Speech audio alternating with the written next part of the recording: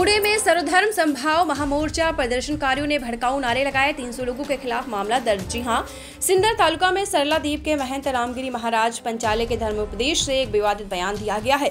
उनके विरोधियों ने उनकी काफी आलोचना की थी। इस पृष्ठभूमि के खिलाफ सर्वधर्म समभाव मोर्चा रविवार को पुणे में हुआ। हालांकि मार्च सर्वधार्मिक था, मगर घोषणाएं समाज में अशांति पैदा कर रही थी। पुणे पुलिस ने सीधे तौर पर 300 लोगों के खिलाफ मामला दर्ज किया है। सर्वधर्म समभाव मोर्चा के लोगों ने पुणे कलेक्टर कार्यालय के बाहर नारेबाजी शुरू कर दी। इससे सीधे तौर पर सर तन से जुदा जैसे नारे थे। पुलिस ने 300 लोगों के खिलाफ मामला दर्ज किया क्योंकि वे सार्वजनिक शांति भंग कर समाज में असुरक्षा और भय का माहौल पैदा करने की कोशिश कर रहे हैं। जी हां, कुछ दिन पहले रामगिरी महाराज के आपत्तिजनक बयान के विरोध में पुणे में कलेक्टर कार्यालय के सामने सर्वधर्म समभाव महामोर्चा का आयोजन किया गया था। इस समय आपको बता दें, मार्च में शामिल कुछ लोगों ने भड़काऊ नारे लगाए। पुलिस ने इस भड़काऊ नारेबाजी पर संज्ञान लेते हुए बंज गार्डन पुलिस स्टेशन में मामला दर्ज किया। भारतीय नागरिक सुरक्षा 2023 की धारा 168 के तहत गैर कानूनी तरीके से भीड़ इकट्ठा करने के साथ साथ बिना अनुमति के मार्च निकालने, मार्च में अवैध भागीदारी नोटिस का उल्लंघन करने के आरोप में 300 लोगों के खिलाफ मामला दर्ज किया है। अब आपको बता दें कौन है रामगिरी महाराज। रामगिरी महाराज एक धार्मिक गुरु हैं। वह प्राचीन धर्म ग्रंथों के विभिन्न श्लोकों की व्याख्या करने के लिए उपदेश दिया करते थे। महंत नारायण गिरी महाराज का महानिर्वाण 19 मार्च 2009 को हुआ, जिसके बाद आपको बता दें बजाथन आश्रम के महंत रामगिरी महाराज ने सरला द्वीप की गद्दी संभाली। सरला द्वीप में गुरुकुल पद्धति से शिक्षा दी जाती है। रामगिरी महाराज ने पैगंबर मोहम्मद को लेकर विवादित बयान दिया था, जिसके चलते उनके खिलाफ मामला दर्ज किया गया है। हमारे एफएससी न्यूज के न्यूज रिपोर्टर मुन्ना मुजावर को एडवोकेट तौसीफ शेख ने बताया है, जब तक भोंदू बाबा रामगिरी को गिरफ्तार नहीं किया जाता तब तक हमारा आंदोलन यूं ही जारी रहेगा।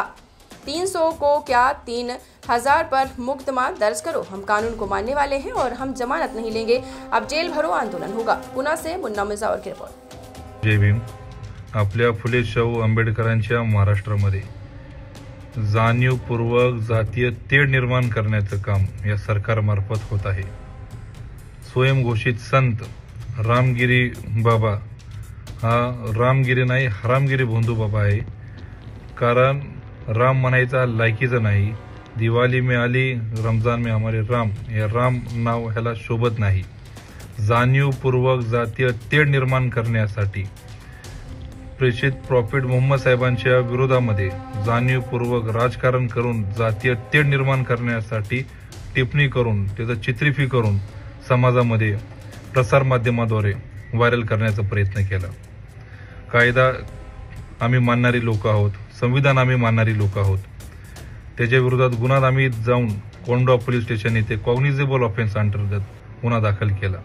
परंतु हे दुर्दैव आहे आपल्या महाराष्ट्राचा की महाराष्ट्राचे मुख्यमंत्री ज्यांनी संविधानाची शपथ घेतली की कायदा व सुव्यवस्था राखण्याची त्यांची सर्वात जास्त जबाबदारी आहे, अशा व्यक्तीने जाऊन त्या महाराजाचा समर्थन करून त्यांना जाहीरपणे अशी घोषणा केली की या भोंदू बाबाची या केसालाही धक्का लावू देणार नाही।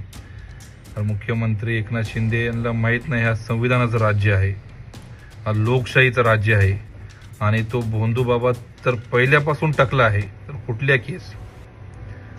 आणि राहिला विषय त्याला अटकेचा, आमचा हा संघर्ष जोपर्यंत त्याला अटक होणार नाही तोपर्यंत आम्ही हा लढा चालूच ठेवणार आहे। आणि याचाच एक भाग म्हणून, संघर्षाचाच एक भाग म्हणून आम्ही सर्व धर्म समभाव या महामोर्चाचा 23 ऑगस्ट 2024 रोजी आझाद समाज पार्टीकडून आयोजन करण्यात आले होते। पुणे बाबासाहेबांचा पुतळा collector of camp to collector office हे असं मोर्चाचं ठिकाण होते आणि ते सर्व जात धर्माच्या लोकांनी त्यामध्ये समर्थन देऊन हा अत्यंत शांतपणे संविधानिक मार्गाने तो पार पडला। त्या ठिकाणी बरेच पोलीसही हजर होते।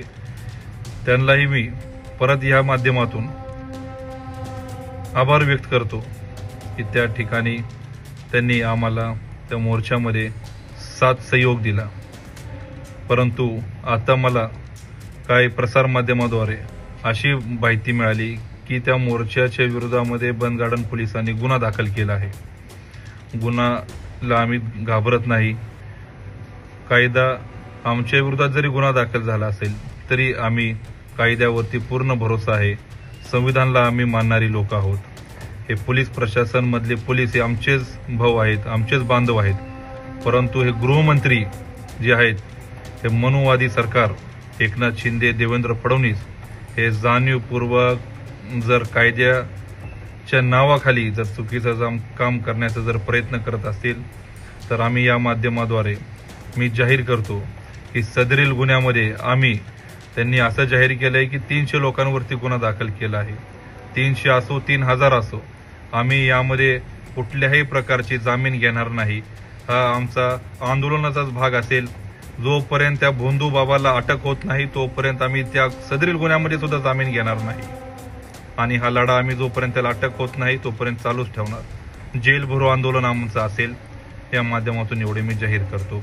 जय हिंद, जय भारत.